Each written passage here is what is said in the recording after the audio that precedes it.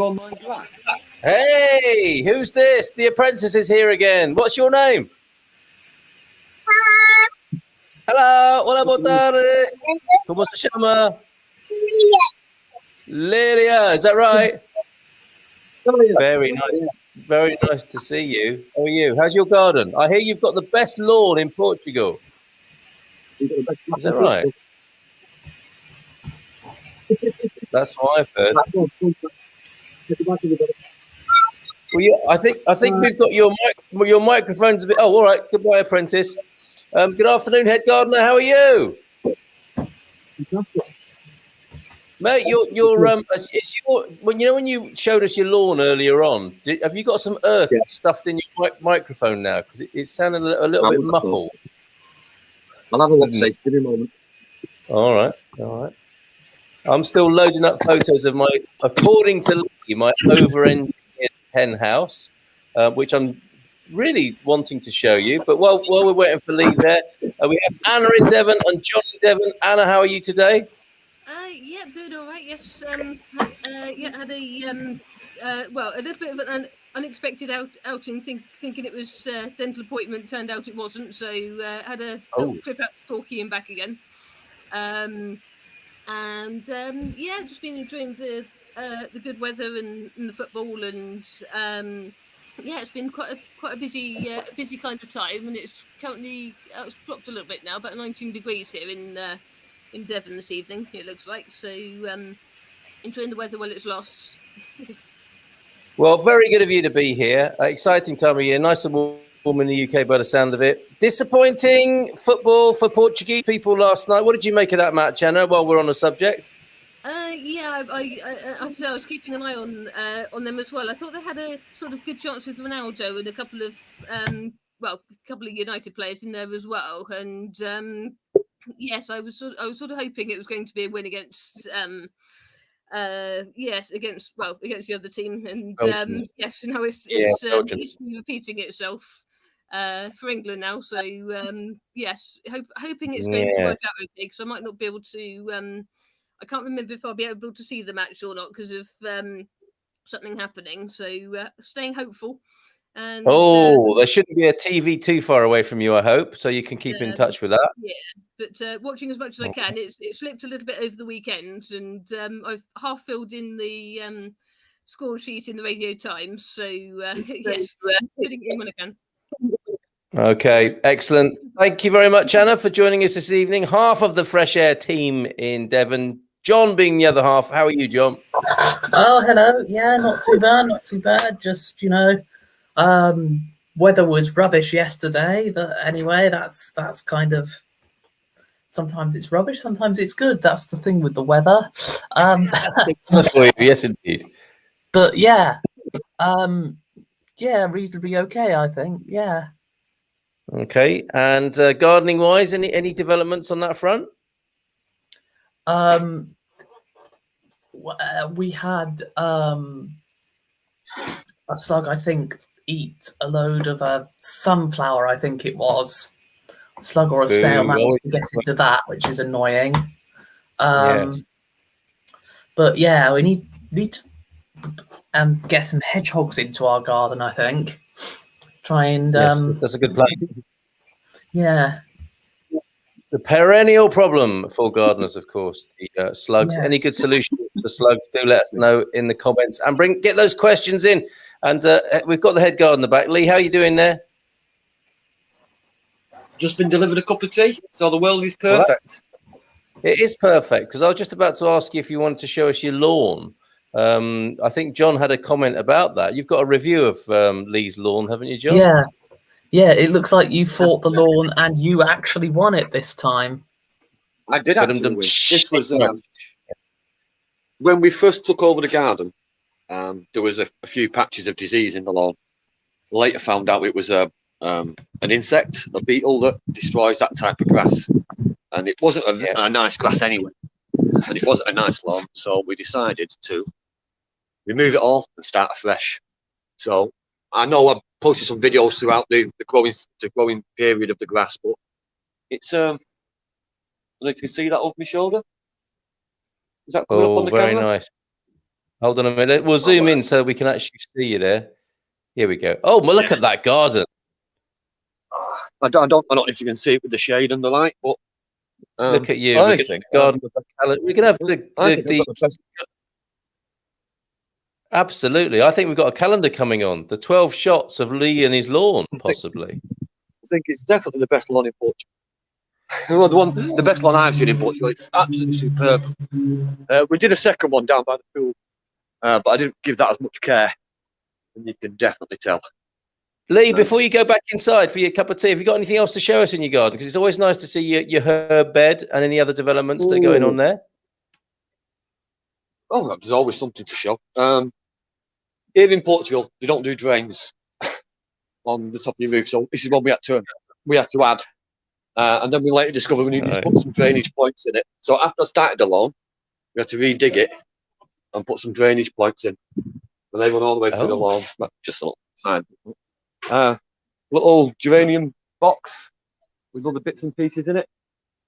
With the little British crest on there. You can see the crest. Just to show we're English. Nice. Pool. I don't know. I'll give the edges a trim on Thursday last week. So they're starting to shape up a bit. They were just a mess when we moved in as well. These big full laurels we've got. Let's go down to the wildflower beds. Always nice. One of my favourite places in the garden. So this one is one we seeded very early, and it's kind of past now, and all the seed heads are coming on. But that was really pretty, maybe 4 weeks ago. But I'm just letting it go natural, let it die back on its own. Let the seeds get back into the ground. And this is one that we seeded later, maybe 6 to 8 weeks later. So, if you can see that on the camera, is that coming up? Looking lovely.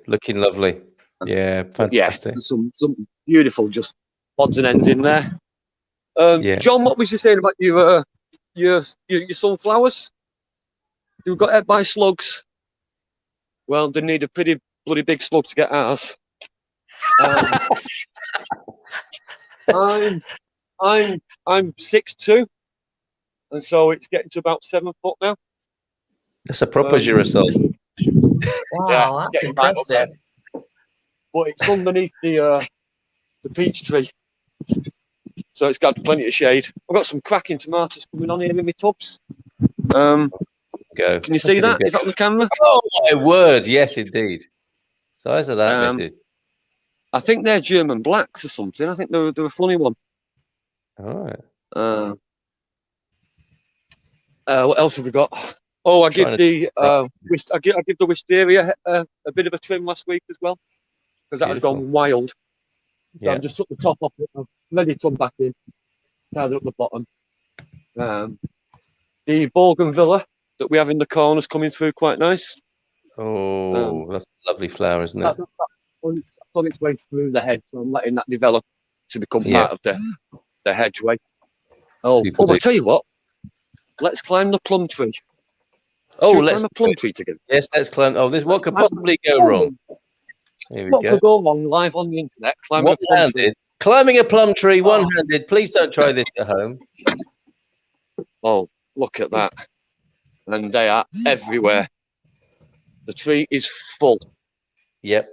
Plum time. And they're all perfectly ripe at the moment and dropping all over the garden. Oh, don't break the leg late.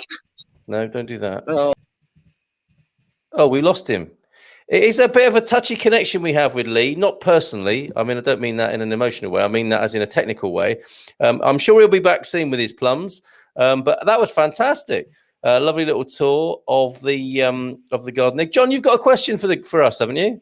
Yeah, well, it's more of a technical question than a gardening question. But I was just wondering, because I've just shared this. I've finally remembered to share an episode on my Facebook first personal page. But anyway, I was just wondering, is there a list of episodes in the group so people can catch up with all the episodes? Sorry, I was there probably is somewhere. But well, yes. If you go to the Facebook group, and if John, if you don't mind putting the group address in the comments, and then look at videos, they should all be there, apart from the notable exception for which we apologized last week. Well, I forgot to stream it direct into the group, which caused a bit of mystery. But I think we got to the bottom of that in the end. Lee, did you fall out of the tree there? You're right. No, I think I just lost this. I lost signal. I am now sat under the lemon tree. Right. And I'm going to try and find some young, small lemons coming through. All right. See that? All the babies are coming out. Oh, and they oh, you're right. Yes. That's not a baby, is it? That's not a baby. That's one of the last year's, one of the older ones. But I'll pull a baby out because we've got fully hundreds of them. They're all this size at the moment. Tiny, tiny and green. Look at that. How lovely. Yeah. Superb. Things, aren't they? They really are. And up to Lee, is it all right for me to say where you live? I mean, not the address, but I mean, people who watch this program, who are interested in Expats Portugal, want to know cool parts of Portugal to live in. And you might not want me to give the secret away of your excellent location. I'm about 4 minutes walk from Fontainebleau Beach. Wow. And that's on a good day, 20 minutes drive into Lisbon as well, right? I can do. Is it Marcus Bombal, the roundabout in the city centre? Yeah, I can do that. I can do that in 24 minutes with clear traffic. You? Amazing. Why do you do the mowing on that lawn then? Pardon? Have you got the contract for mowing the Marcus de Pombal roundabout? No, my girlfriend works.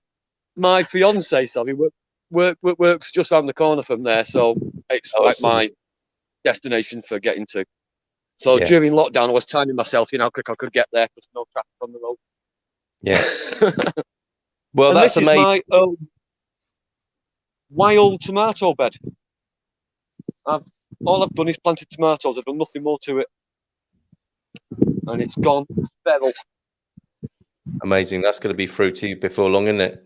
Oh, thank you for the tour, Lee. Thank you for the tour very much indeed. We have got some great questions and greetings coming in. Paul and Louise, as ever, beautiful photograph to show from you, Louise, in just a moment. I'm live online. Hey, what's everybody? Oh, hello. Sorry about it, Carl. I was interrupted. Okay. No, don't worry. He's famous. Lee's famous. The head. Yeah, aren't you that bloke off the gardening telly program? Hi, Lee. How much watering does the lawn need per day? Good question from Louise. It is a good question. We have 4 lawns. Well, I have 4 areas of lawn. Let's say I think there's 7 lawns in all.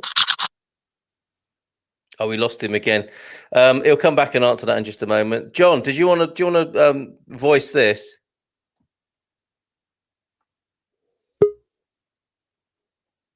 With maybe with your microphone on? Yeah, that would be a good idea to not be muted. So if you forgot to let Anna know about your questions that you have for us, or have only just thought of some, then let us know in the comments. Let us know. See how many little puns you can squeeze in like that today, John. Very good. The fine cracking. Well, to be fair, that was what you came up with, because I hadn't thought of that actually. Right, you just do it naturally, John. Old blackberry canes along the ground for slugs and copper tape around your pots. There's a great suggestion. Thank you very much. They don't like copper, do they? They don't like it up and with the copper. I made a dulce de ameixa today, so plum jam or plum conserve. Would you call it that as a translation? The plums from the neighbour, and she's turned it into food straight away. Fantastic, or into a lovely fruit jam there by the sound of it, Louise. That sounds fantastic. So let's show you the picture that you sent us today. We love to feature pictures from people's gardens. I have got, as well as this, what is this plant called? Lee will know what this is called in just a moment. I'm just loading up a close-up, but this is see these all over the Mediterranean and, of course, in Portugal. What's that called, that thing?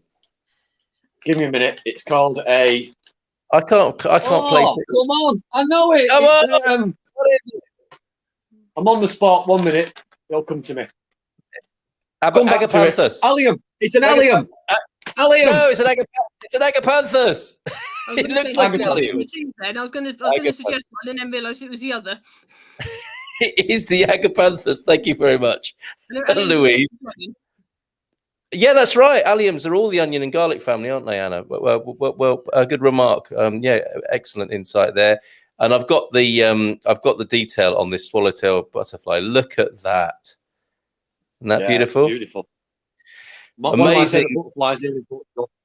Yeah, it's a picture, that, isn't it? So I've zoomed in, did a little edit, lose a little bit of the definition, but you see the beauty of that. And today, our mate Will Thompson, who lives on the Silver Coast here, dolphins in San Martino Bay today, or a dolphin there. He saw it. I mean, he was doing one of his videos, and suddenly he was distracted, and a whole load of people were like, "Dolphin!"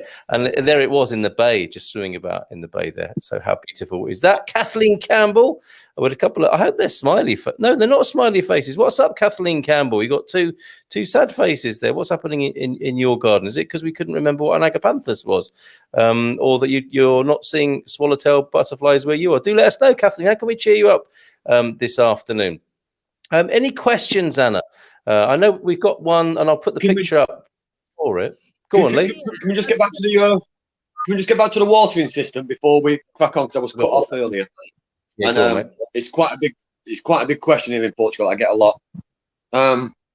We have several different areas, and they each get a different amount of water depending on the amount of shade that they get. Yeah. And the system that we use. So you can get some fine spray sprinklers. And you get the big sprinklers that fan around. There's the two different types. So again, they both take a different amount of time to get the amount of water out that you need. So when you buy the sprinkler from Leroy Merlin or wherever, there'll be a stick on it that tells you the watering time and the amount of water provided per minute. So you can work off how much you need from that. Yes. So every lawn is different. And every lawn will take a different amount of water for different times of the day. That's okay. So there you go, Louise. That's the answer to your question. Yeah, thank you for that reminder on that, Lee. Okay, Anna. One from Mrs. Todd here. What's happening? What's the question to go with this then, Anna? Yes, the question is basically we're just in need of any suggestions that could cover a wood the trellis. This is literally the view outside the our kitchen window, and Mum's just wondering if there's any suggestions on what could help to cover it, just to give us a bit of privacy, because we're in a ground floor flat of ground floor first floor, and Mum says it could be evergreen as well. Well, okay. I personally would go for the honeysuckle on that. They grow really well in England. The flowers are beautiful, and if you get it nice and thick, you can actually make a good screen, even though it's not an evergreen in England. If you give it time and weave it, you can actually make quite a good screen out of a honeysuckle. I'll just move on and show you mine. That's a great solution. I trimmed this back a few weeks ago. Ours flowers really early here. So after it had flowered, I wanted to get the cover off the lawn. So I give it a heavy trim back, and as you can see, even though I've cut all the leaves off it, you can't really see through it. Yeah. So that's what I would suggest. And I love them. I think the flowers are beautiful. They grow really quickly, and they're quite hardy in the winter. Okay, and you could interweave a bit of jasmine in there, couldn't you, for a bit of fragrance of an evening as well? Because that's a bit slower to grow. The jasmine is superb for Portugal, but doesn't do very well. It might do down south in England. Yeah. You might get away with it down south. So maybe interweave jasmine would be a nice idea. Yeah. Okay. And whilst we're on the subject of agapanthus, I think it is a big favourite in our community. We have Jacqueline CDM, as we know her. Look, there's a picture of her. Marvelous agapanthus and a fabulous Silver Coast Valley view behind them as well. Beautiful. And we've got some reptiles from you, which I'm going to load up and show a little bit later on as well. Lots of wildlife today. That's really nice. If you want to send pictures in, it is Portugal code and then 913-590-303. I'll stick that number on the screen for future reference in just a moment. So any more questions, Anna? I've got quite a few from people I know. I was just wondering whether to give this one a mention as we're on live in case anyone has got any suggestions. But I had one from Louisa, just requesting any links. This was messaged to me. Request for any links to the science behind biodynamic gardening, astrological. Doing a science talk, I believe, and wants to include the biodynamic research. So if anyone's got any suggestions on that one, I just thought I'd give it a mention just in case. I would definitely recommend having a look at the Royal Horticultural Society's website. I know there's a link on there to some of their own research, because I've looked at it. So the Royal Horticultural Society's website, and follow the links. I think there's actually a search engine on there to find it on the search engine. And any support that anybody could give to the Royal Horticultural Society, I know would be well appreciated. So go to the link, and if you can donate a little bit of money, they always appreciate it. Nice one. Okay, yeah. You're obviously very fond of the RHS. John? It's a brilliant organisation. I know this is a very corporate suggestion, but this was something I used when I was at university. But I guess Google Scholar, because that's like all the university and scientific arts, academic articles and stuff on there that you won't really find through normal Google. Not that Google is normal, really, like a big machine that just generates random information. Okay, good call. Thank you. So Scholar and RHS for Mrs. M, my wife there, looking for biodynamic research. And we'll just leave that hanging there because some other people might come back on that as well. Thank you. Yes, Jacqueline CDM, I think that is you, isn't it? You're just coming up as Facebook user, but you just sent me the photos, which I will, I'm glad to feature and show during the show this afternoon. Thank you for those. 913-590-303 is the number for those. Louise has a suggestion for the trellis there. An alternative is runner beans on the trellis in front of a couple of clematis that flower at different times. That's nice. A little bit of a try. Yeah, some beans on there. You can eat. You've got some edibles going on as well, haven't you? Which is always good. Clematis or clematis, Lee? Clematis. Clematis. Okay. In the Latin, I think there. Clematis maximus, the famous flowery gladiator. Okay. Any more questions from you, Anna, or from our community? I'm just sort of having a look. I've got quite a few from each side, I think. I'll go for one with the group next. I think I've got one from Geraldine, wondering if needing some ideas on what to plant now. I think I think it's in the I'm hopeless on my Portuguese pronunciation of names, but Castelo Branco. Yeah, you got it. Well done. It's a great question, but it's a dead easy one for me to answer as well. The garden centres here in Portugal are very seasonal, so they only really offer the right stuff at the right time. So find a small independent garden centre, see what they're selling, because that's what will do well in your area.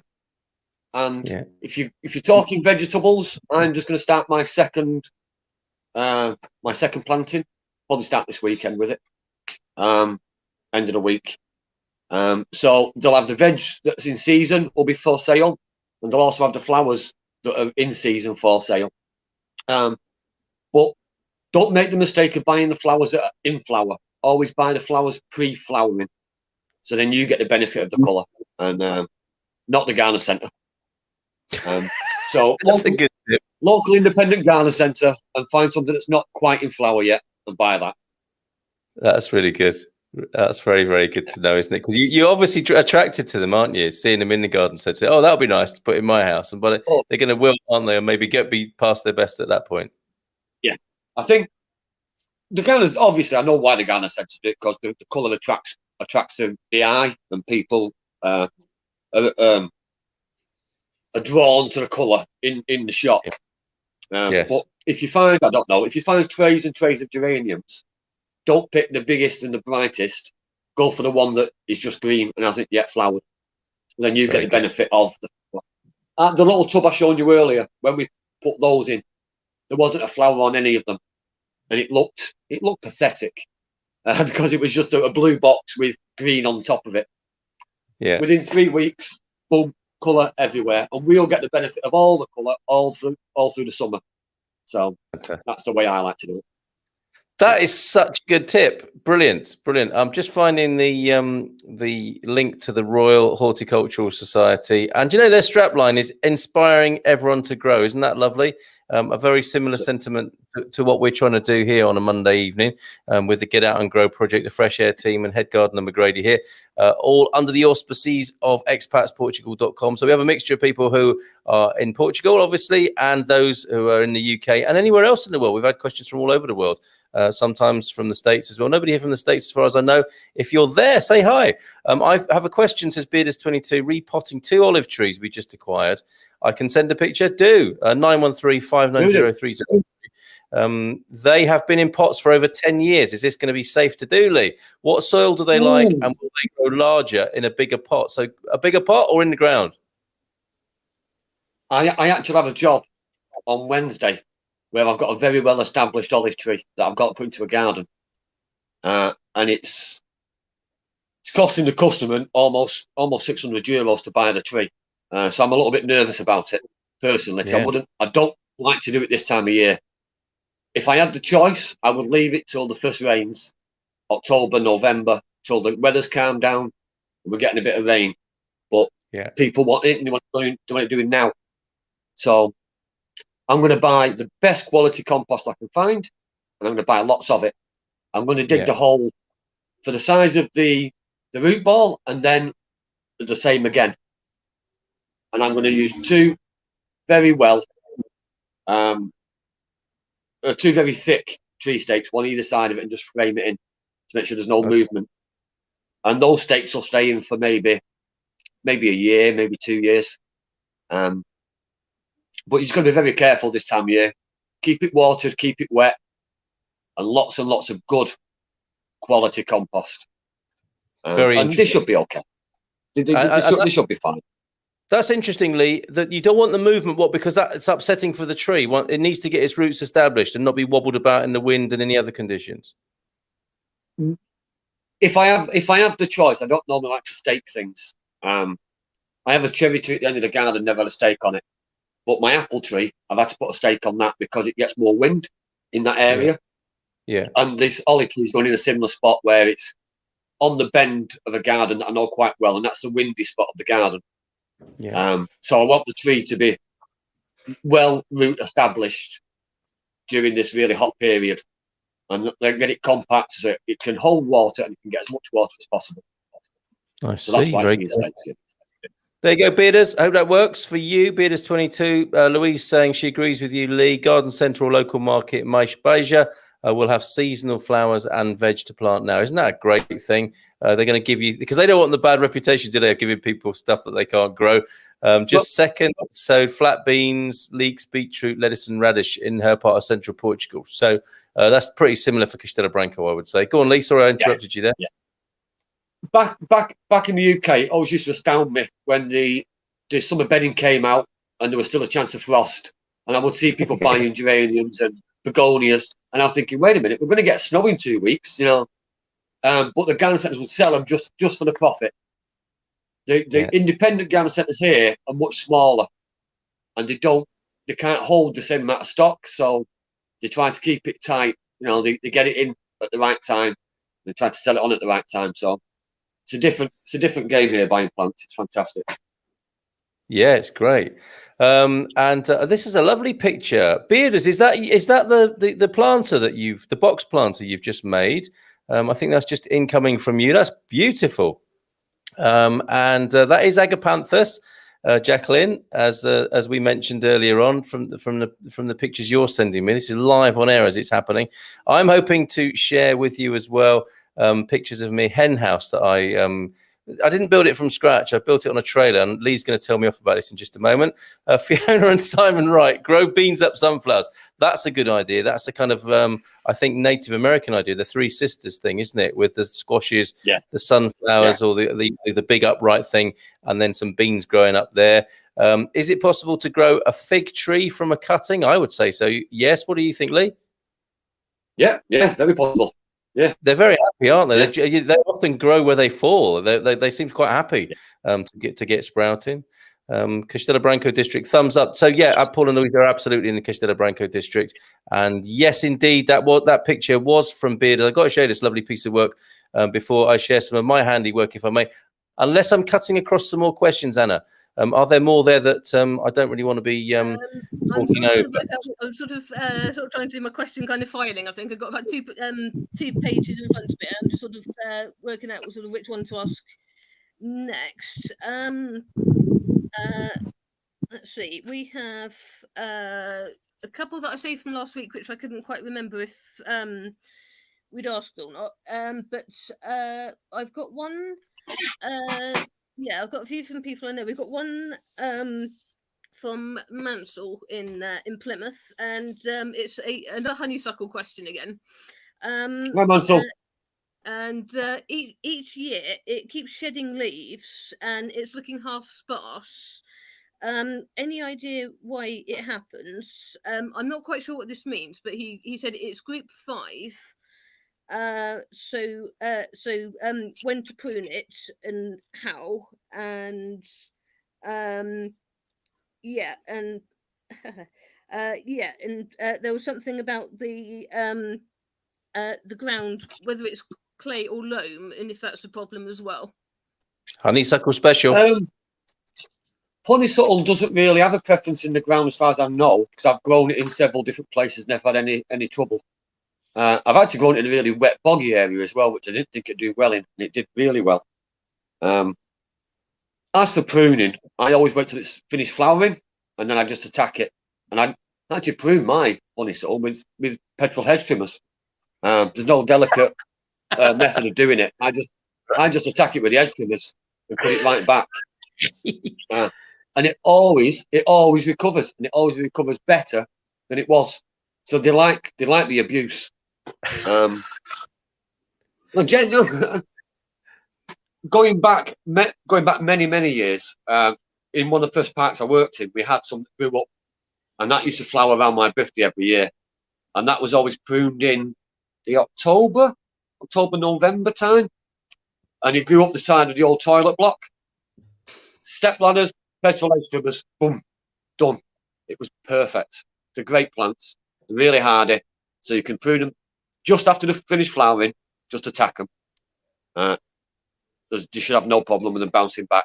And the natural drying of the leaf and the falling of the leaf is quite normal. Ours do it quite regular, and always have. The ones in England was always a messy underneath. Never timed underneath a honeysuckle bush. Okay, that's good to know. Brilliant. I think that does it, doesn't it, Anna, for Mansell there? Or something about the clay or loam soil that they might prefer. But you may have covered that, at least. Not too fussy. Yeah, I really don't think they have a problem. I've seen them growing them in woodlands. I've seen them growing them in the best gardens you can imagine, and everything in between. They seem to do well everywhere, so I wouldn't have an issue in any sort of soil. As long as it's really well drained. As long as it's well drained and it's not sat in water, it'll be fine. Marvellous. Okay, this is Bearders 22's project there. Look, isn't that beautiful? A box planter. Very nice bit of work. That's lovely. Very. Yeah. And is that a kit, or did you make that, Bearders, from your own imagination? I'm impressed. Either way, very, very good indeed. And if I may, this is maybe garden Q&A handiwork time. If I may now risk Lee's disapproval and just take you through, if at any point this becomes boring, which it might, because there are actually 25 pictures here. Don't go. I'll go through them very quickly, but we know how boring slideshows can be. If just yawn or shout or just say, Carl, the rats are throwing themselves on the traps, etc. But it started with this. So here on the gardening Q&A that we do, join us 6:15 every Monday evening. Head Gardener McGrady, the Fresh Air team, encouraging you to get out and grow. I was getting out, not growing, but building something for the garden. The hen house here, look, it started off as a redundant little trailer here, which needed the wheel replacing. I did that. Lee's shaking his head already. Give me a chance, Lee. I'll see if I can impress you. He's disgusted, actually. And there it is. I've got some picket fence that I had left over from my previous dog enclosure that I made, and I've made them into rafters and a front part there, and the ramp comes down so the chickens can go up and down. there is this bitumenized orange roofing that you can get. I bought 2 panels of that, didn't even need to cut it. Laid that on the rafters there. Mrs. M comes along while I've set it up like that and says, don't you think you should just push it along a little bit? And she did, and it collapsed like that because none of it was fastened. After I calmed down a bit, what? She's coming in just as I'm talking about her now. Sorry, the dogs are in the office at my feet as well. Everything's going. I'm just talking about how you pushed over my trailer while I was building it. There's my youngest. There's my youngest apprentice there testing it for me. He managed to get through that hatch at the front there. He was doing the chimneys later on that afternoon. There it is again with the view in the background, like a bit like your view, Carolyn. Jacqueline, what am I talking about? Jacqueline CDM, the Silver Coast Hills there. A nice view over there. Nice place to work. Put this together. Made the door, bit of trellis, as you can see there. And then a nice bit of, what do you call that? It's a sort of fencing. It's a fencing cover, raffia type stuff to cover that up, which is a nice, sold in rolls at Leroy's or wherever, or Agrilogia. And then on the back, a bit of upside down picket fencing. And then we had to, there's Mrs. M pushing it down the road. They had to move it from where I was creating it. And then we had to lift it over this wall here. The 2 of us. That's when it got a little bit interesting and a little bit scary, a little bit sweaty, but we did it up and over the wall. And then little Peggy had a little look inside as well. She quite likes it. Little Peggy, the Jack Russell who turned up and now lives with us from central Portugal, originally from France, you know. And there it is. There's a view of it with the ramp going up inside there. Jimmy, the bigger dog, the one who just got booted at the office by Mrs. M. Jimmy's having a look. He's thinking it's his house. It's actually being a great kennel. There's a view from the back of the inside, a better view of the inside there. They're going to love it, aren't they, in there, even if it did cost €2,000 in metal work. Lee, we'll come to you in just a moment. Bit of that same wicker work to go inside the picket fence there, and a little bit of a ventilation hole at the top. And then I had to make the cover for the door, which I did there. First time round, I put it on the wrong side, and then I put it on the right side, and it looks a little bit like this. And there it is with it closed. And there's another view of it. So the chickens will run up there and go to bed at night. And there it is. There's the finished product. I just got a little bit to do in screwing down the roofing. And I know, yes, the roofing should be vertical, not horizontal like that. But it does work. I didn't have to cut it, which is fantastic. So I improvised and reused the trailer. And got some bits left over from a previous job, and then all I had to buy was the roofing panels. So I'm pretty chuffed with that. But Lee is now going to tell me that the metal work involved there is worth how much, Lee? Well, it's not cheap. Right. Okay. Looking. First of all, you've ruined a perfectly good trailer. I'm obsessed with trailers. I'm obsessed with trailers, and I collect them at every opportunity. Yes. There was at one point in the UK, I had 11 different trailers, and I loved them all individually. My ex made me get rid of half of them, so then we had to compromise. All right. I was looking for some checker plate 2 weeks ago. I was making some ramps for the back of my van to get my mowing machine in and out of, and a small piece of checker plate, 12 inches by 4 inches. I think that was nearly €17 for one. Right, okay. I wanted 2, so I thought, I'm not buying that. So you've got a good few quid worth of checker plate there, and I'm going to find your chicken house and steal it just for the checker plate. Well, it could actually, it could be like a thank you, Victoria, for your kind words of encouragement as well. But it could be like a Wallace and Gromit thing, couldn't it? I can actually take the chickens on tour, because the trailer does work, and we can leave it built and just take the chickens out to the beach or whatever. Have you got roosting bars in it? No, but I've got another collapsed shelving unit from the kitchen that's going to be perfect, I think, for the roosting bars. So I've got the right idea, I think, for that, Stephen. I'll let you know how that goes. He sounds like he's a bit of has an interest in foul play, as it were, there. And I think that might be Jacqueline CDM. Fab, love it there. So I'm chuffed with that.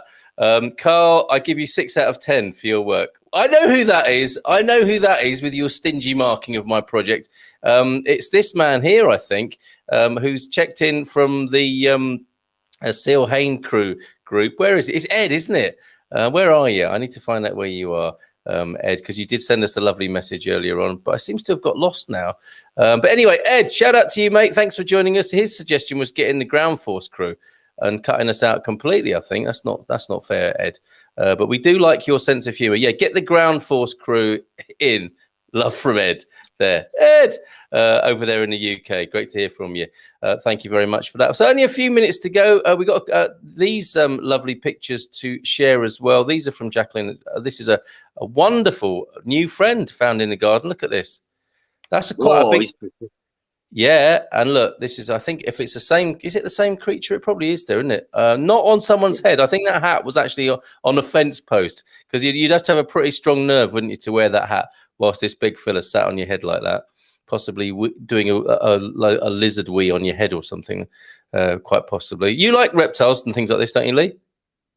I love anything that makes, anything like that.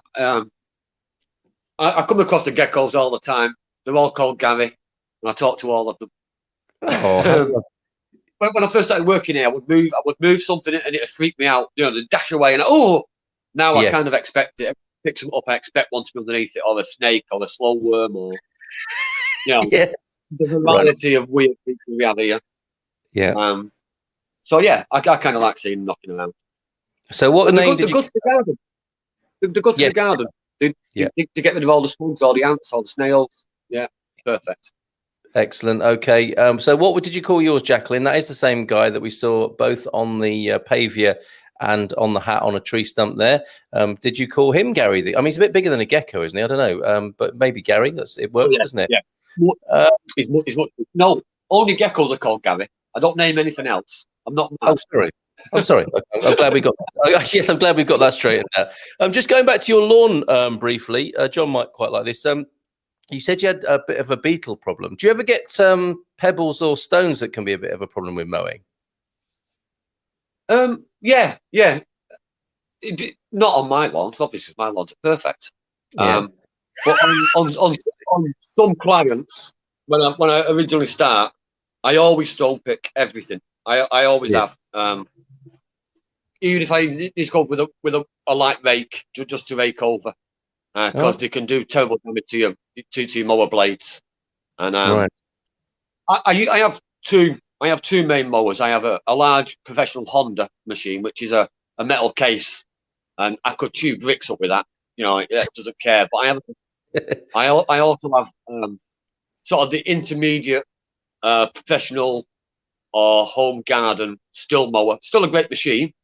Yeah.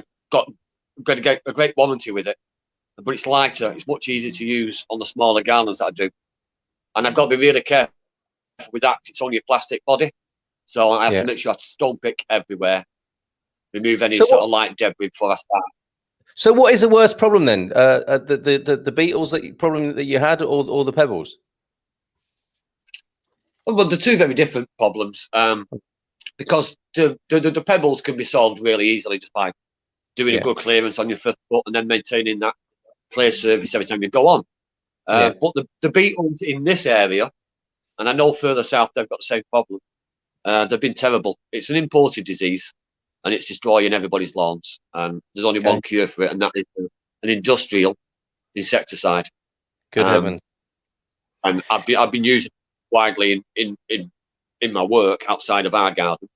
But I didn't want the same problem coming back, because I mean you can treat it one year and you know you're gonna have the same problem the year after, and I just wasn't prepared to deal with it, so we ripped up all the lawn and started again. All right, so basically then it sounds to me like you prefer the stones to the beetles. Thank you very much. We will see. Thank you, everybody. You have been watching the Gardening Q&A at 6:15 every Monday evening. We'll see you again soon. Get those questions coming in and your lovely pictures and voice messages if you are. Make lemonade, Lee. Ciao.